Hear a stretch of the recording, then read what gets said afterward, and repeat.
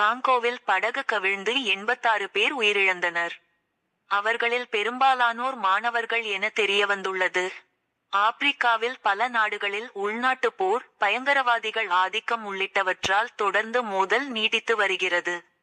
இதனால் அங்கிருக்கும் மக்கள் ஏராளமானோர் உயிருக்கு பயந்து வெளிநாடுகளில் தஞ்சம் அடைவதற்காக செல்கின்றனர். அதில் சட்டவிரோதமாக படகில் செல்கின்றனர். அப்படி செல்கையில் பலர் படகு கவிழ்ந்து உயிரிழந்து வருகின்றனர். இந்நிலையில் காங்கோ நாட்டில் வடமேற்கில் உள்ள ஈக்வடார் என்ற மாகாணத்தில் படகு ஒன்று ஆற்றில் கவிழ்ந்தது. இதில் 86 பேர் உயிரிழந்தனர். அதில் 60க்கும் மேற்பட்டவர்கள் மாணவர்கள். இந்த படகு விபத்துக்கான காரணம் இதுவரை தெரியவில்லை.